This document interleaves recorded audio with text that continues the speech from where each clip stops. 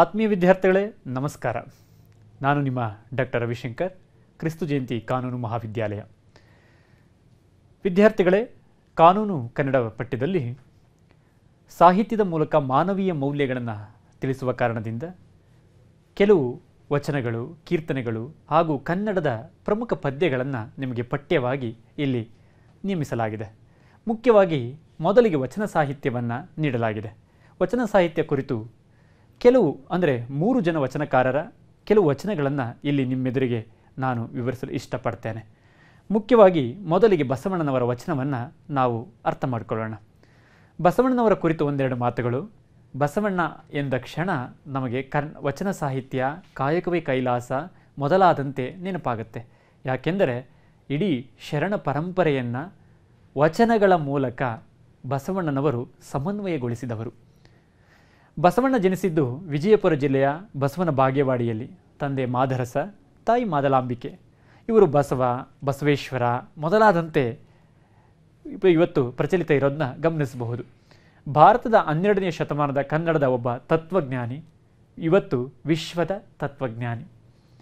ಕಲಚೂರಿ ಅರಸರ ಬಿಜ್ಜಳ ಆಸ್ಥಾನದಲ್ಲಿ ಮಂತ್ರಿಯಾಗಿದ್ದಂಥವರು, ಆರ್ಥಿಕ ಸಚಿವ ಮತ್ತು ಸಾಮಾಜಿಕ ಸುಧಾರಕ ಕೂಡ. ಬಸವಣ್ಣ ವಚನಗಳ ಮೂಲಕ ಸಾಮಾಜಿಕ ಅರಿವನ್ನು ಮೂಡಿಸೋದಕ್ಕೋಸ್ಕರ ಅನುಭವ ಮಂಟಪವನ್ನು ನಿರ್ಮಾಣ ಮಾಡ್ತಾರೆ. ಇಲ್ಲಿ ಎಲ್ಲ ಸಾಮಾಜಿಕ ಆರ್ಥಿಕ ಹಿನ್ನೆಲೆಯ ಪುರುಷ, ಮಹಿಳೆಯರು ಆಧ್ಯಾತ್ಮಿಕ ಮತ್ತು ಪ್ರಾಪಂಚಿಕ ಪ್ರಶ್ನೆಗಳನ್ನು ಮುಕ್ತವಾಗಿ ಚರ್ಚಿಸಲು ಸ್ವಾಗತ ಇತ್ತು. ಯೋಚನೆ ಮಾಡಿ, ಮಹಿಳೆಯರು ಮತ್ತು ಪುರುಷರು ಸಮಾನವಾಗಿ ಕುಳಿತು ಪ್ರಶ್ನೆ ಮಾಡ್ತಾ ಇದ್ರು, ವಿಷಯಗಳನ್ನು ಚರ್ಚೆ ಮಾಡ್ತಿದ್ರು. ಅಂದರೆ ಅಂದೇ ನಮ್ಮ ಸಂವಿಧಾನ ಎಷ್ಟು ಬಲವಾಗಿ ಇತ್ತು, 12ನೇ ಶತಮಾನದಲ್ಲಿಯೇ ನಾವು ಎಷ್ಟು ಪ್ರಬುದ್ಧರಾಗಿದ್ವು ಮತ್ತು ಶ್ರೀಸಾಮಾನ್ಯರಿಗೂ ಕೂಡ ಒಂದು ಸ್ಥಾನವು ದೊರೆತಿತ್ತು. ಅದಕ್ಕಾಗಿ ವಚನ ಸಾಹಿತ್ಯ ಅತ್ಯಂತ ಮೇರು ಸಾಹಿತ್ಯ ಎಂದು ನಮಗೆ ಇವತ್ತು ಮುಖ್ಯ ಅಂತ ಅನಿಸುತ್ತೆ. ಬಸವಣ್ಣನವರ ಜೊತೆ 770 ಅಮರಗಣಗಳು ಇದ್ದರೆಂದು ಮತ್ತು 1,96,000 ಜನ ಶರಣರು ಇದ್ದರೆಂದು ಐತಿಹಾಸಿಕ ದಾಖಲೆಗಳು, ಪುರಾವೆಗಳು ಮತ್ತು ಕೃತಿಗಳ ಮೂಲಕ ನಮಗೆ ತಿಳಿಯುತ್ತೆ. ಮುಖ್ಯವಾಗಿ ಬಸವರಾಜ ದೇವರ ರಗಳೆ, ಹರಿಹರ ಬರೆದಿರ್ತಕ್ಕಂತಹ ರಗಳೆಯ ಮೂಲಕ ಬಸವಣ್ಣನವರ ಚರಿತ್ರೆ ನಮಗೆ ತೆರೆದುಕೊಳ್ಳುತ್ತೆ. ಇಂತಹ ಬಸವಣ್ಣನವರು ರಚಿಸಿದ್ದರು ಎಂದು ಹೇಳಬಹುದಾದ ಕೆಲವು ವಚನಗಳನ್ನು ನಾವು ಇಲ್ಲಿ ಚರ್ಚೆ ಮಾಡೋಣ. ಈ ವಚನಗಳಿಗೆ ದುರ್ಜನರ ಸಂಘ ಬೇಡ ಎಂಬ ಶೀರ್ಷಿಕೆಯನ್ನು ನೀಡಲಾಗಿದೆ. ದುರ್ಜನ ಅಂದರೆ ಯಾರು? ಸಜ್ಜನ, ದುರ್ಜನ. ಸತ್ ಪ್ಲಸ್ ಜನ, ಸಜ್ಜನ ಅಂದರೆ ಒಳ್ಳೆಯವರು. ದುರ್ಜನ, ದುರ್ ಪ್ಲಸ್ ಜನ, ದುರ್ಜನ. ದುರ್ ಅಂದರೆ ಕೆಟ್ಟ, ಕೆಟ್ಟ ಜನರು.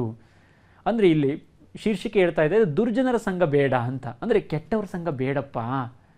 ಈ ಸಮಾಜ ಸ್ವಾರ್ಥಕ್ಕಾಗಿ ಬದುಕುವಂತಹ ಜನಗಳ ನಡುವೆ ಒಬ್ಬ ಒಳ್ಳೆಯ ಆದರ್ಶವನ್ನು ಪಾಲಿಸಬೇಕಾದ್ರೆ ಇವತ್ತು ನೀನೀಗ ಬದುಕು ಅಂತ ಹೇಳಬೇಕಾದ ಪರಿಸ್ಥಿತಿಗೆ ಬಂದು ನಾವು ನಿಂತಿದ್ದೇವೆ. 12ನೇ ಶತಮಾನದ ಮೌಲ್ಯಗಳನ್ನು 21ನೇ ಶತಮಾನದಲ್ಲಿ ನಾವು ನಮ್ಮ ಆದರ್ಶಗಳಾಗಿ ಪಾಲಿಸ್ತಿದ್ದೀವಿ ಅಂದರೆ ಯೋಚನೆ ಮಾಡಿ ಮನುಷ್ಯನ ನಡೆ ಯಾವ ಕಡೆಗೆ ಹೋಗ್ತಾ ಇದೆ ಅಂತ. ಆತ್ಮೀಯ ವಿದ್ಯಾರ್ಥಿಗಳೇ, ಈ ಸಮಾಜವು ಅರ್ಥಪೂರ್ಣವಾಗಿ ಮುಂದಿನ ಸಮಾಜಕ್ಕೆ, ಮುಂದಿನ ಪೀಳಿಗೆಗೆ ದೊರಕಬೇಕು ಅಂದರೆ ನಾವು ಸ್ವಲ್ಪ ಶುದ್ಧವಾಗಿ ಬದುಕಬೇಕು. ನಮ್ಮ ಹಿರಿಯ ತಲೆಮಾರು ಶುದ್ಧವಾಗಿ ಬದುಕಿದ್ದರಿಂದ ಇವತ್ತು ಈ ಸಮಾಜ ಇಷ್ಟು ಶುದ್ಧವಾಗಿ ಕಾಣ್ತಾ ಇದೆ. ಆದ್ದರಿಂದ ನಾವು ಸ್ವಲ್ಪವಾದರೂ ಶುದ್ಧವಾಗಿ ಮುಂದಿನ ತಲೆಮಾರಿಗೆ ಕೊಡಬೇಕಲ್ವೇ? ಅದಕ್ಕಾಗಿ ನಮ್ಮ ಹಿರಿಯವರ ಮಾತುಗಳನ್ನೊಂದಿಷ್ಟು ಇಲ್ಲಿ ಅರ್ಥ ಮಾಡ್ಕೊಳ್ಳೋಣ. ವಚನಕಾರರು ಹೇಳಿದಂತಹ ವಚನಗಳು ಅತ್ಯಂತ ಶ್ರೇಷ್ಠವಾದಂತಹವು. ನೋಡಿ, ಬಸವಣ್ಣನವರ ಒಂದು ವಚನ ಹೇಳುತ್ತೆ, ಸಾರ ಸಜ್ಜನರ ಸಂಗವ ಮಾಡುವುದು, ದೂರ ದುರ್ಜನರ ಸಂಗವದು ಬೇಡವಯ್ಯ. ಆವಾದರೇನು ವಿಷವೊಂದೇ, ಅಂಥವರ ಸಂಗವದು ಬೇಡವಯ್ಯ. ಅಂತರಂಗ ಶುದ್ಧವಿಲ್ಲದವರ ಸಂಘ ಸಿಂಗಿ ಕಾಳಕೂಟ ವಿಷವೋ ಕೂಡಲ ಸಂಗಮ ದೇವ. ಎಷ್ಟು ಸರಳವಾಗಿದೆ ನೋಡಿ. 12ನೇ ಶತಮಾನದಲ್ಲಿ ಕನ್ನಡ ಅತ್ಯಂತ ಜನಸಾಮಾನ್ಯರು ಬಳಸುವ ಭಾಷೆಯಂತಿತ್ತು. ಎಲ್ಲರಿಗೂ ಅರ್ಥವಾಗುತ್ತೆ. ಸಾರ ಅಂದರೆ ಒಳ್ಳೆಯದು, ಸಜ್ಜನರ ಸಂಘವು ಮಾಡುವುದು, ಒಳ್ಳೆಯವರ ಸಂಘ ಮಾಡೋದು, ನಮಗೆ ಅದರಿಂದ ಒಳ್ಳೆಯದಾಗತ್ತೆ. ದೂರ ಅಂದರೆ ಕೆಟ್ಟದು, ದುರ್ಜನರ ಸಂಘವದು, ದುರ್ಜನರ ಸಂಘ ಮಾಡಿದ್ರೆ ಕೆಟ್ಟದಾಗುತ್ತೆ. ಬೇಡವಯ್ಯ, ವಚನದಲ್ಲೇ ಹೇಳ್ತಾ ಇದ್ದಾರೆ, ದಯವಿಟ್ಟು ಬೇಡ ದುರ್ಜನರ ಸಂಘ. ಅದಕ್ಕೆ ಒಂದು ಉದಾಹರಣೆ ಕೊಡ್ತಾರೆ, ಉಪಮೆಯನ್ನು ಕೊಡ್ತಾರೆ. ಆವಾದರೇನು, ಯಾವ ಹಾವಾದರೇನು ವಿಷವೊಂದೇ. ಯಾವುದೇ ಹಾವಾದರೂ ಕೂಡ ವಿಷವೇ ತಾನೇ. ದುರ್ಜನರ ಸಂಘವದು ಬೇಡವಯ್ಯ. ಅಂಥವರ ಹಾವಿನಂತಹ ಗುಣವನ್ನು ಹೊಂದಿರುವ, ವಿಷದ ಗುಣವನ್ನು ಹೊಂದಿರುವ ದುರ್ಜನರ ಸಂಘ ಬೇಡ. ಇಂದು ದುರ್ಜನರು ಯಾರೆಂದರೆ ಸ್ವಾರ್ಥವಾಗಿ ಚಿಂತನೆ ಮಾಡೋ, ನಾನು ನನ್ನದು ಎಂದು ಸ್ವಾರ್ಥವಾಗಿ ಚಿಂತನೆ ಮಾಡುವವರೆಲ್ಲರೂ ಕೂಡ ದುರ್ಜನರೇ. ಅದಕ್ಕಾಗಿಯೇ ಹೇಳೋದು, ಕಾಯಕ ಮತ್ತು ಕೆಲಸ 2 ಅಂಶಗಳಿದ್ದಾವೆ. ಯಾರು ಕಾಯಕ ಮಾಡ್ತಾರೋ ಅವರು ಸಮಾಜಕ್ಕಾಗಿ ಬದುಕ್ತಾರೆ, ಯಾರು ಕೆಲಸ ಮಾಡ್ತಾರೋ ತನಗೋಸ್ಕರ ಬದುಕ್ತಾರೆ. ತನಗೋಸ್ಕರ ಬದುಕೋದು ಇನ್ನೇನು ಬಂತು? ತಾನು ತನ್ನದು ತನ್ನ ಬದುಕು, ಅಲ್ಲಿಗೆ ತನ್ನ ಬದುಕು ಶೂನ್ಯ. ತನ್ನ ಸಮಾಜಕ್ಕಾಗಿ ಬದುಕಿದವರು ಅವರ ಸತ್ತ ನಂತರವೂ ಅವರು ಜೀವಂತವಾಗಿರ್ತಾರೆ. ಅದನ್ನು ಕಾಯಕ ಅಂತ ವಚನಕಾರರ ದೃಷ್ಟಿಯಿಂದ ಹೇಳಬಹುದು. ಆದ್ದರಿಂದ ಸಜ್ಜನರ ಸಂಘವನ್ನು ಮಾಡುವುದು ಕಾಯಕವನ್ನು ಮಾಡಿದಂಥಷ್ಟು ಅಥವಾ ಮಾಡುವಂತಹದ್ದು. ಅದಕ್ಕಾಗಿ ಹೇಳ್ತಾರೆ, ಅಂತರಂಗ ಶುದ್ಧವಿಲ್ಲದವರ ಸಂಘ ಸಿಂಗಿ ಕಾಳಕೂಟ ವಿಷವೋ ಅಂತ ಹೇಳ್ತಾರೆ. ಅಂತರಂಗ ಶುದ್ಧವಿದ್ದವರ ಸಂಘ ಮಾಡಿದ್ರೆ ನಮಗೆ ಒಳ್ಳೆಯದಾಗತ್ತೆ, ಅಥವಾ ಅಂತರಂಗ ಶುದ್ಧ ಇಲ್ಲದವರ ಸಂಘ ಮಾಡಿದ್ರೆ ಅದೊಂದು ಸಿಂಗಿ ಕಾಳಕೂಟ ಇದ್ದ ಹಾಗೆ. ಸಿಂಗಿ ಅಂದರೆ ಸಿಂಹ ಅಂತ, ಕಾಳಕೂಟ ಅಂದರೆ ವಿಷ ಅಂತ. ಅತ್ಯಂತ ಘೋರತರವಾದಂಥ ವಿಷ. ಸಿಂಹದ ಹಠ ಅಥವಾ ಸಿಂಹದ ವಿಷ ಇರುತ್ತಲ್ಲ, ಸಿಂಹದ ಹಠ ಇರುತ್ತಲ್ಲ, ಸಾಮಾನ್ಯವಾದದ್ದಲ್ಲ. ಆದ್ದರಿಂದ ಸಿಂಹದ ವಿಷದಂತೆ ಘೋರತರವಾದ ವಿಷ ಅದೊಂದು. ಆದ್ದರಿಂದ ದುರ್ಜನರ ಸಂಘ ಯಾವತ್ತೂ ಕೂಡ ಒಂದು ಸಿಂಹದ ಸಂಘ ಮಾಡದಂತೆ. ಆದ್ದರಿಂದ ದಯವಿಟ್ಟು ದುರ್ಜನರ ಸಂಘ ಬೇಡ, ಅಂತರಂಗ ಶುದ್ಧವಿಲ್ಲದವರ ಯಾವತ್ತೂ ಕೂಡ ಸಹವಾಸ ಮಾಡಬಾರ್ದು ಅಂತ ಬಸವಣ್ಣನವರು ಹೇಳ್ತಾ ಇದ್ದಾರೆ. ಇನ್ನೊಂದು ವಚನ ನೋಡಿ ಎಷ್ಟು ಚೆನ್ನಾಗಿದೆ. ಜ್ಞಾನದ ಬಲದಿಂದ ಅಜ್ಞಾನದ ಕೇಡ ನೋಡಯ್ಯ, ಜ್ಯೋತಿಯ ಬಲದಿಂದ ತಮಂದದ ಕೇಡ ನೋಡಯ್ಯ, ಸತ್ಯದ ಬಲದಿಂದ ಅಸತ್ಯದ ಕೇಡ ನೋಡಯ್ಯ, ಪರುಷದ ಬಲದಿಂದ ಅವಲೋಹದ ಕೇಡ ನೋಡಯ್ಯ, ಕೂಡಲ ಸಂಗನ ಶರಣರ ಅನುಭಾವದಿಂದ ಎನ್ನ ಮನದ ಕೇಡ ನೋಡಯ್ಯ.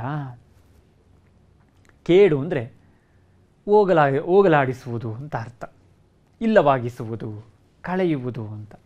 ಕೇಡು ಅಂದರೆ ಕೆಟ್ಟದ್ದು ಅಂತ ಹೇಳ್ತೀವಲ್ಲ, ಆ ಕೆಟ್ಟದ್ದನ್ನು ಕಳಚೋದನ್ನ ಕೇಡು ಅಂತ ಕರೀತಾರೆ. ನೋಡಿ, ಇಲ್ಲಿ ಕೇಡು ಅಂದರೆ ಕಳಚುವಂತಹದ್ದು, ಇಲ್ಲವಾಗಿಸುವುದು ಅಂತ. ಜ್ಞಾನದ ಬಲದಿಂದ ಅಜ್ಞಾನದ ಕೇಡ ನೋಡಯ್ಯ. ನಾವು ಜ್ಞಾನವನ್ನು ಕಲಿತಷ್ಟು ಜ್ಞಾನಿಗಳಾಗ್ತೀವಿ. ನಮ್ಮಲ್ಲಿರೋ ಅಜ್ಞಾನ ಇಲ್ಲವಾಗುತ್ತದೆ. ನಾವು ದಡ್ಡರಂತೆ ವರ್ತಿಸುವುದು, ತಪ್ಪಾಗಿ ವರ್ತಿಸುವುದು, ತಪ್ಪು ಕೆಲಸಗಳನ್ನು ಮಾಡುವುದು ಕಡಿಮೆ ಆಗ್ತಾ ಹೋಗುತ್ತೆ. ಅದರಿಂದ ಜ್ಞಾನಿಗಳಾದಂತಹವರು ಅಜ್ಞಾನದ ರೀತಿಯಲ್ಲಿ ವರ್ತಿಸಬಾರದು. ಜ್ಯೋತಿಯ ಬಲದಿಂದ ತಮಂದದ ಕೇಡ ನೋಡಯ್ಯ. ಬೆಳಕು ಹಚ್ಚಿದರೆ, ಈಗ ಒಂದು ಕತ್ತಲ ಕೋಣೆ ಅಂತ ಭಾವಿಸಿ, ಕತ್ತಲದ ಕೋಣೆಗೆ ಒಂದು ಬೆಳಕನ್ನು ಹಚ್ಚಿದ್ರೆ ಏನಾಗುತ್ತೆ? ತಮಂದ ಅಂದರೆ ಕತ್ತಲೆಲ್ಲವೂ ಕೂಡ ಇಲ್ಲವಾಗುತ್ತದೆ. ಕತ್ತಲಿಗೆ ಜ್ಯೋತಿಯನ್ನು ಹಚ್ಚಿದರೆ ತಮಂದ ಇಲ್ಲವಾಗುತ್ತದೆ. ಅಂದರೆ ಜ್ಯೋತಿಯ ಬಲದಿಂದ, ಬಲ ಅಂದರೆ ಹೆಚ್ಚಾಗುವಂತಹದ್ದು ಅಂತ, ಜ್ಯೋತಿಯ ಬಲದಿಂದ ತಮಂದದ ಕೇಡು ನೋಡಯ್ಯ. ಹಾಗೆ ಸತ್ಯದ ಬಲದಿಂದ ಅಸತ್ಯದ ಕೇಡ ನೋಡಯ್ಯ. ಒಂದು ಸಲ ಸತ್ಯ ಹೇಳಿ 100 ಸುಳ್ಳು ಹೇಳೋದು ತಪ್ಪುತ್ತೆ. ಅಸತ್ಯ ಅಂದರೆ ಸುಳ್ಳಿನ ಕೇಡು ನೋಡಯ್ಯ, ಅಂದರೆ ಸುಳ್ಳು ಇಲ್ಲವಾಗುತ್ತದೆ. ಸತ್ಯದ ಬಲದಿಂದ, ಸತ್ಯವನ್ನು ಹೆಚ್ಚು ಮಾಡೋದರಿಂದ ಸುಳ್ಳು ಕಡಿಮೆ ಆಗ್ತಾ ಹೋಗುತ್ತೆ. ಪರುಷದ ಬಲದಿಂದ ಅವಲೋಹದ ಕೇಡು ನೋಡಯ್ಯ. ಪರುಷ ಅಂದರೆ ಒಂದು ಪರುಷಮಣಿ ಅಂತ, ಅದನ್ನು ನಮ್ಮ ವೈಜ್ಞಾನಿಕವಾಗಿ ಕೂಡ ಅನ್ವೇಷಣೆ ಮಾಡಿದ್ದಾರೆ. ಈಗ ಅದು ತುಂಬ ಕಷ್ಟ, ಸಮುದ್ರದ ಕೆಲವು ಕಡೆ ಮಾತ್ರ ದೊರಕುತ್ತೆ ಅಂತ ಹೇಳ್ತಾರೆ. ಅದು ಅಷ್ಟು ಲಭ್ಯ ಇಲ್ಲ, ಇತ್ತು ಅಂತ ಹೇಳ್ತಾರೆ. ಏನು ಗೊತ್ತಾ, ಅದೊಂದು ಮಣಿ. ಅದರಿಂದ ಸ್ಪರ್ಶ ಮಾಡಿದ್ರೆ, ಯಾವುದೇ ಒಂದು ಕಬ್ಬಿಣವನ್ನು ಸ್ಪರ್ಶ ಮಾಡಿದ್ರೆ ಅದು ಕೂಡ ಚಿನ್ನವಾಗ್ತಿತ್ತು ಅಂತ ಅರ್ಥ. ಪರುಷದ ಬಲದಿಂದ, ಈ ಪರುಷದ ಮಣಿಯಿಂದ ಅವಲೋಹ, ಕೆಟ್ಟ ಕಬ್ಬಿಣ.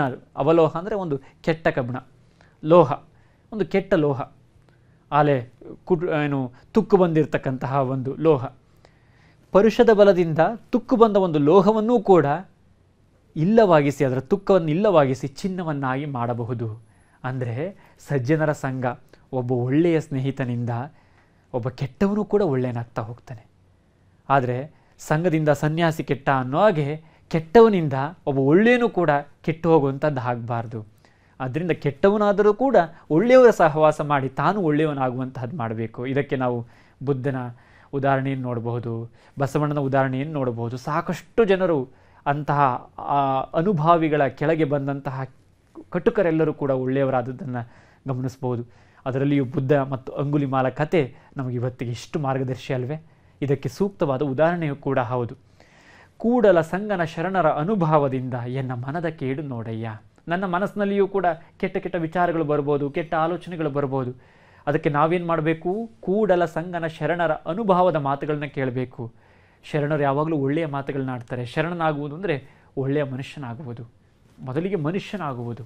ಜಾತಿ ಭೇದ ಮತಧರ್ಮಗಳಿಂದ ಆಚೆ ನಿಂತು ನಾವೆಲ್ಲರೂ ಮನುಷ್ಯರು ಎಂದು ಆಲೋಚಿಸುವುದು, ಕಾಯಕವನ್ನು ಮಾಡುವುದು, ಸಮಾಜಕ್ಕಾಗಿ ತಾನು ಬದುಕಬೇಕು ಮತ್ತು ತನ್ನ ಸಮಾಜ ಬದುಕಬೇಕು ಅಂತ ಆಲೋಚಿಸುವುದು. ಆದ್ದರಿಂದ ಈ ಕೂಡಲ ಸಂಗನ ಶರಣರ ಅನುಭವದ ಮಾತುಗಳು, ಅವರ ಅನುಭವಗಳು ಹೆಚ್ಚಾದಂತೆ ಅನುಭವ ಹೆಚ್ಚಾಗುತ್ತೆ. ಜ್ಞಾನದ ಬಲದಿಂದ ಅನುಭವ ಹೆಚ್ಚಾಗುತ್ತೆ.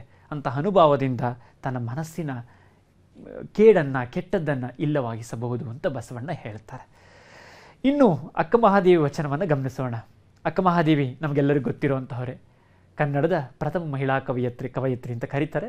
ಈ ಕವಿ ಬಹಳ ಮುಖ್ಯವಾಗಿ, ಕವಯತ್ರಿನ ಪದ ಇಲ್ಲ, ಕವಿ, ಕನ್ನಡದ ಮೊದಲ ಕವಿ.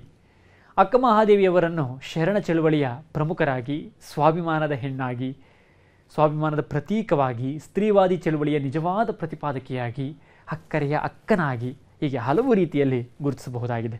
ಚಿಕ್ಕ ವಯಸ್ಸಿನಲ್ಲಿಯೇ ಸಕಲ ಸುಖವನ್ನು ತ್ಯಜಿಸಿದಂತಹ ಅಕ್ಕ ತನ್ನ ಸಾಕಷ್ಟು ಪರೀಕ್ಷೆಗಳನ್ನು ಅವರು ಎದುರಿಸ್ತಾರೆ. ಅನುಭವ ಮಂಟಪಕ್ಕೆ ಹೋಗೋ ದಾರಿಯಲ್ಲಿ, ಅನುಭವ ಮಂಟಪದಲ್ಲಿ ಸಾಕಷ್ಟು ಪರೀಕ್ಷೆಗಳನ್ನು ಎದುರಿಸ್ತಾರೆ. ಎಲ್ಲದರಲ್ಲೂ ಕೂಡ ಗೆಲ್ತಾರೆ. ಸಾಕ್ಷಾತ್ ಶಿವನನ್ನೇ ಅಂದರೆ ಮಲ್ಲಿಕಾರ್ಜುನನನ್ನೇ ತನ್ನ ಪತಿಯನ್ನಾಗಿ ಸ್ವೀಕರಿಸಿ ಲೌಕಿಕ ಜಗತ್ತನ್ನು ಧಿಕ್ಕರಿಸಿ ಹಲವಾರು ಭಕ್ತರಿಗೆ ಮಾದರಿಯಾಗಿದ್ದಾಳೆ. ಈಕೆಯ ಅಂಕಿತ ಚನ್ನಮಲ್ಲಿಕಾರ್ಜುನ ಅಂತ ಎಂಬುದು. ಈ ಜೊತೆಗೆ ಯೋಗಾಂಗ ತ್ರಿವಿಧಿ ಅನ್ನೋ ಒಂದು ಕೃತಿಯನ್ನು ಬರೆದಿದ್ದಾರೆ ಅಂತ ಹೇಳ್ತಾರೆ. ಇವರು ವಚನಗಳು ಇವರ ಬದುಕನ್ನು, ಜೀವನ ಚರಿತ್ರೆಯನ್ನು ಕಟ್ಟಿಕೊಡ್ತವೆ. ಇವರ ಕುರಿತು ಕೂಡ ಹರಿಹರ ರಗಳೆಯಲ್ಲಿ ಹೇಳಿರೋ ಕಾರಣದಿಂದ ಅಕ್ಕಮಹಾದೇವಿಯ ಚರಿತ್ರೆ ನಮಗೆ ಸ್ವಲ್ಪ ದೊರಕುತ್ತೆ, ಅಥವಾ ಅದಕ್ಕಿಂತಲೂ ಹೆಚ್ಚಾಗಿ ಅವರ ವಚನಗಳ ಮೂಲಕ ಇವರ ಜೀವನ ಚರಿತ್ರೆಯನ್ನು ತಿಳ್ಕೊಬಹುದು.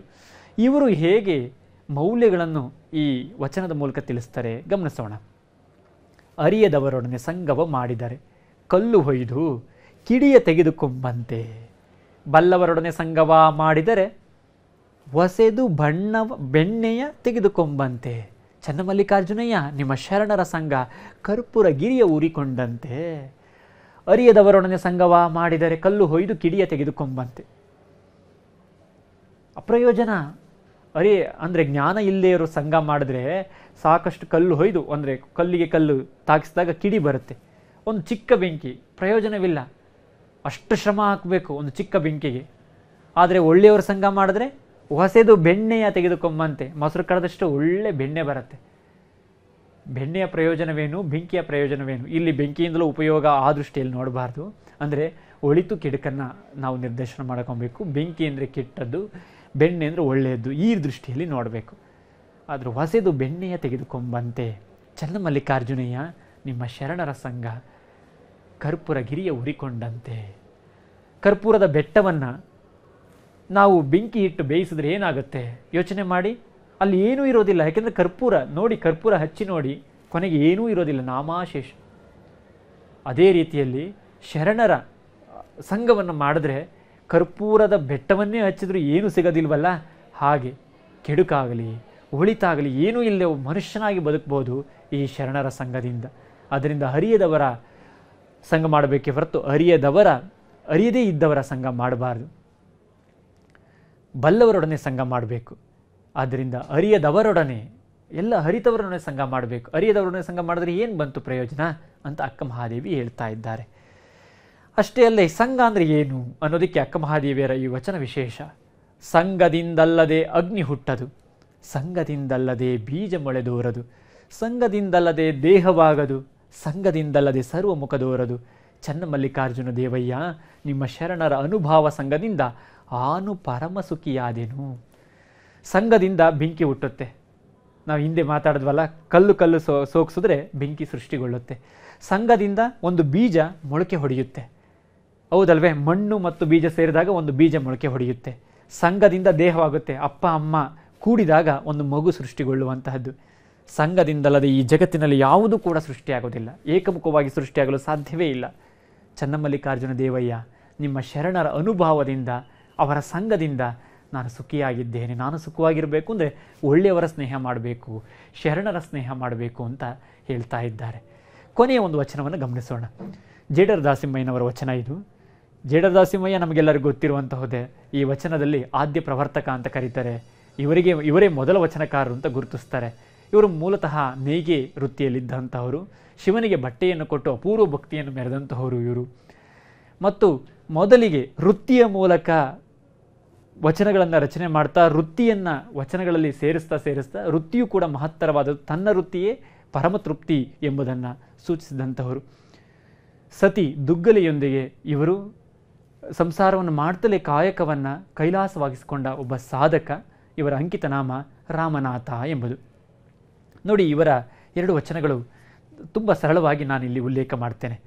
ಕರಿಯ ನಿತ್ತಡೆ ಒಲ್ಲೆ, ಸಿರಿಯ ನಿತ್ತಡೆ ಒಲ್ಲೆ, ಹಿರಿದಪ್ಪ ರಾಜ್ಯವನಿತ್ತಡೆ ಒಲ್ಲೆ, ನಿಮ್ಮ ಶರಣರ ಸುಳ್ನುಡಿಯ ಒಂದರೆಗಳಿಗೆ ಹಿತ್ತಡೆ ನಿಮ್ಮ ನಿತ್ಯ ಕಾಣ ರಾಮನಾಥ. ಕರಿಯ ನಿತ್ತಡೆ ಒಲ್ಲೆ, ನಮಗೆ ಯಾವುದು ಬೇಕು? ಒಳ್ಳೆಯದು ಅಂದರೆ ಏನು? ಒಳ್ಳೆಯ ಮೌಲ್ಯ ಅಂದರೆ ಏನು ಅಂದರೆ ಆನೆ ಅಲ್ಲ, ಸಂಪತ್ತಲ್ಲ. ಆಗಿನ ಕಾಲದಲ್ಲಿ ಆನೆ ಅಂದರೆ ಸಂಪತ್ತಿನ ಸಂಕೇತ. ಕರಿ ಅಂದರೆ ಆನೆ ಕೊಟ್ಟರು ಬೇಡಪ್ಪ, ಒಲ್ಲೆ ಬೇಡ.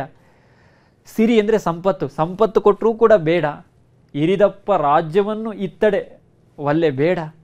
ನಿಮ್ಮ ಶರಣರ ಸುಳ್ನುಡಿ ಅಂದರೆ ಅನುಭವದ ಮಾತು, ಒಳ್ಳೆಯ ಮಾತು, ಒಂದು ಒಳ್ಳೆಯ ಮಾತು. ಸುಳ್ನುಡಿಯನ್ನು ಅರಗಳಿಗೆ ಅಂದರೆ 24 ನಿಮಿಷನ ಒಂದು ಗಳಿಗೆ ಅಂತಾರೆ. ಅರೆಗಳಿಗೆ ಅಂದರೆ 12 ನಿಮಿಷ ಅಂತ ನಾವು ಭಾವಿಸಬಾರ್ದು. ಒಟ್ಟಾರೆ ಗಳಿಗೆ ಅಂದರೆ ಸ್ವಲ್ಪ ಸಮಯ ಅಂತ ಹೇಳಬೇಕು. ಒಳ್ಳೆಯ ಮಾತುಗಳನ್ನು, ಒಳ್ಳೆಯ ನುಡಿಗಳನ್ನು ಸ್ವಲ್ಪ ಹೊತ್ತು ಕೇಳಿದ್ರೆ ಸಾಕು, ನನ್ನನ್ನೇ ನಾನು ನಿನಗೆ ಕೊಟ್ಬಿಡ್ತೀನಪ್ಪ ಅಂತ ರಾಮನಾಥ ಅಂದರೆ ನನ್ನ ಕಾಯಕದಲ್ಲಿ ನಾನು ಒಳ್ಳೆಯವರ ಸಂಘವನ್ನು ಮಾಡ್ತೀನಿ ಅಂತ ಈ ನಮ್ಮ ಜೇಡರ ದಾಸಿಮಯ್ಯನವರು ಹೇಳ್ತಾ ಇದ್ದಾರೆ. ಎಳ್ಳು ಇಲ್ಲದ ಗಾಣದಲ್ಲಿ ಎಣ್ಣೆಯುಂಟೆ, ಜೊಳ್ಳು ತೂರಿದಲ್ಲಿ ಭತ್ತ ಉಂಟೆ, ಕಳ್ಳ ಹಾದಿಗರ ಸಂಪಾದನೆ ಹೊಳ್ಳ ಕುಟ್ಟಿ ಕೈ ಹೊಟ್ಟಾದಂತೆ ಕಾಣ ರಾಮನಾಥ. ನೋಡಿ, ಒಂದು ಕೊನೆಯ ವಚನ ಹೇಗೆ ಹೇಳ್ತಾ ಇದೆ. ಎಳ್ಳು ಇಲ್ಲದ ಗಾಣದಲ್ಲಿ ಎಣ್ಣೆಯುಂಟೆ, ಎಳ್ಳು ಹಾಕಿದ್ರೆ ಎಣ್ಣೆ ಬರೋಕ್ಕೆ ಸಾಧ್ಯ. ಇಲ್ಲಿ ಬರೀ ಗಾಣವನ್ನು ತಿರುಗಿಸಿದ್ರೆ ಏನು ಬರುತ್ತೆ? ಏನು ಬರೋದಿಲ್ಲ, ಅಪ್ರಯೋಜನ ಅಂತ. ಗಾಣ ಅಂದರೆ ಒಂದು ವೃತ್ತಾಕಾರದಲ್ಲಿರ್ತಕ್ಕಂಥ ಕಲ್ಲು, ಅದಕ್ಕೆ ಎಳ್ಳನ್ನು ಹಾಕಿ ಎತ್ತನ್ನು ಸುತ್ತಲೂ ಒಂದು ಕೋಲನ್ನು ಕಟ್ಟಿ ಸುತ್ತಲೂ ವೃತ್ತಾಕಾರವು ತಿರುಗಿಸ್ತಾ ಇದ್ರು. ಅಲ್ಲಿ ಎಣ್ಣೆ ಎಲ್ಲವೂ ಈಗ ಮಿಲ್ ಅಂತ ಏನು ಕರಿತೀವಿ ಅದೇ ರೂಪದಲ್ಲಿದ್ದಂತಹದ್ದು ಎಣ್ಣೆ ಬರ್ತಿತ್ತು. ಅದರೊಳಗೆ ಎಳ್ಳು ಹಾಕಿದ್ರೆ ಮಾತ್ರ ಎಣ್ಣೆ ಬರುತ್ತೆ, ಇಲ್ಲದ್ರೆ ಬರೋದಿಲ್ಲ, ಖಾಲಿ. ಜೊಳ್ಳ ತೂರಿದಲ್ಲಿ ಭತ್ತ ಉಂಟೆ, ಭತ್ತ ಗಟ್ಟಿ ಕಾಳು, ಭತ್ತ ಗಟ್ಟಿ ಇಲ್ಲದೆ ಇರೋ ಟೊಳ್ಳು ಜೊಳ್ಳು. ಅಂತಹ ಜೊಳ್ಳನ್ನು ತೋರಿದ್ರೆ ಭತ್ತ ಬರುತ್ತಾ? ಎಲ್ಲದೂ ಕೂಡ ಹಾರಿ ಹೋಗುತ್ತೆ, ಅಪ್ರಯೋಜನ. ಅಷ್ಟೇ ಅಲ್ಲ, ಕಳ್ಳ ಹಾದಿಗರ ಸಂಪಾದನೆ ಹೊಳ್ಳ ಕುಟ್ಟಿ ಕೈ ಹೊಟ್ಟಾದಂತೆ ಕಾಣ ರಾಮನಾಥ. ಕಳ್ಳ ಹಾದಿಗರ ಸಂಪಾದನೆ ಅಂದರೆ ಕೆಟ್ಟ ಮಾರ್ಗದಲ್ಲಿ ಸಂಪಾದಿಸುವವರ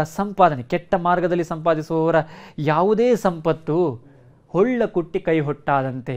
ಖಾಲಿ ಹೊಳ್ಳು ಅಂತ ಕರೆಯೋದು ಹಿಂದಿನ ಕಾಲದಲ್ಲಿ. ಇವತ್ತು ಮಿಕ್ಸಿ ಇದೆಯಲ್ಲ, ಮಿಕ್ಸರ್ ಗ್ರೈಂಡರ್, ಅದು ಇಂದಿನ ಕಾಲದಲ್ಲಿ ಒಂದು ಕಲ್ಲಿನ ವೃತ್ತಾಕಾರವಾದ ಕಲ್ಲಿತ್ತು. ಅದಕ್ಕೆ ನಾವು ಒಣಕೆಯ ಮೂಲಕ ಕೊಡ್ತಾ ಅಥವಾ ಇನ್ನೊಂದು ದೊಡ್ಡ ಕಲ್ಲನ್ನು ಮೂಲಕ ತಿರುಗಿಸ್ತಾ ನಾವು ಯಾವುದನ್ನಾದರೂ ಮಿಲ್ ಮಾಡ್ಬೋದಿತ್ತು.